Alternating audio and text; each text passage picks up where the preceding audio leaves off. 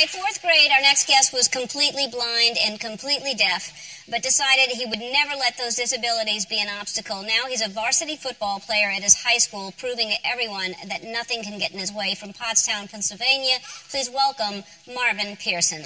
Well, Marvin, you're something else, and happy birthday. It's your birthday today. Thank you. You know what?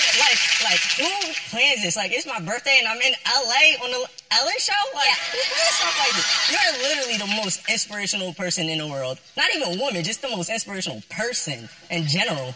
Well, I would say the same to you. So thank you very much for saying that about me. But really, you are an inspiration. So this is crazy. You were 8 years old, and everything was fine, and then slowly you started losing your vision and hearing at the same time, or first your vision?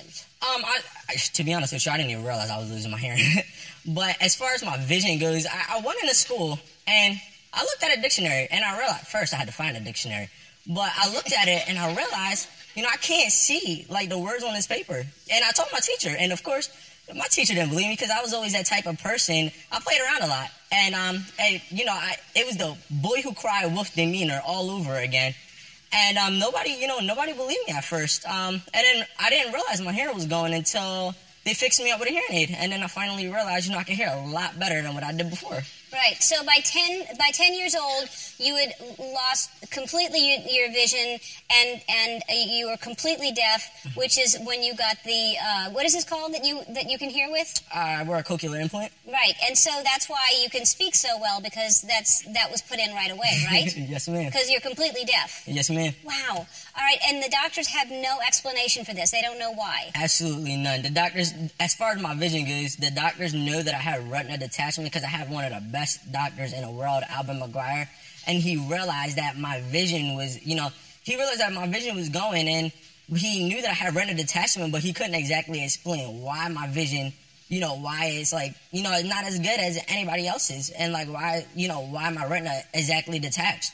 And as far as my hearing goes, too, between me and you, I don't think they knew why my hearing started going. Yeah. I don't know why. Yeah. Okay, so, and how has this, because this is now, it started 10 years ago, it's been 8 years since both have completely gone. How has this changed you as a person?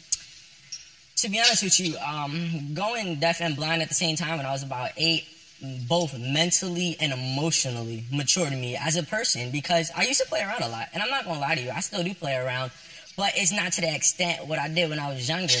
Like, you know, now I realize, you know, it's time for me to grow up, and it's time for me to prove to the world, not just the people around me, not just the community within my circle, but to the world, like all the people in the stands, in the crowd right now. It's time to prove to you guys that people with disabilities can do anything that you can do, unless, you know, we're talking,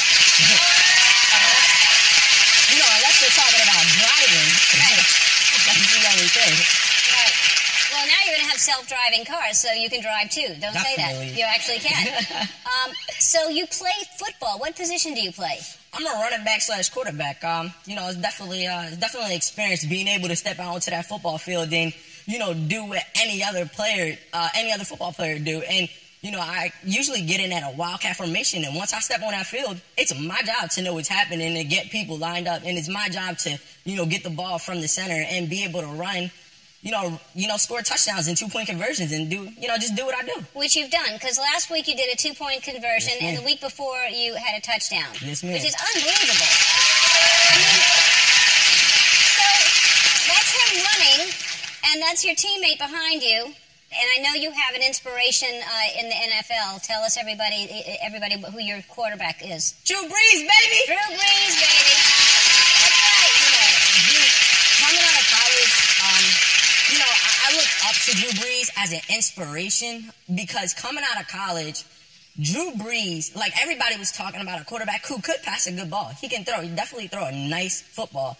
But they were saying, you know, oh, he's too short. He's 5'11". He's 5'10". Don't let him body. He's 5'10". But he with the cleats on and the helmet, 5'11", 6 foot.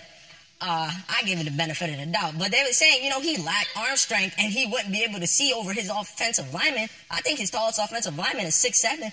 But Drew Brees, you know, he does what he has to do on the football field and proves everybody wrong that I'm one of the best quarterbacks in the league, and it goes to show 5 out of 6 years leading the league in passing.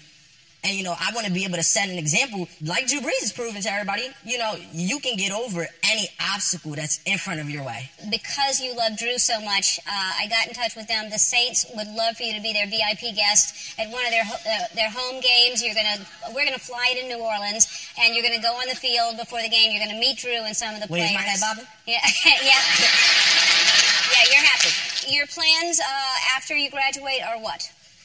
After I graduate from high school, I plan on attending either Temple University in Philadelphia or Kutztown University, because they are both great programs with great sports and just sports management and general business management. Well, I'm sure you're going to go very far, and I can't wait to see you come back here and tell me what you're doing next. But Shutterfly thinks your story is inspiring. They want to give you a check for $10,000 to help with your cost of college.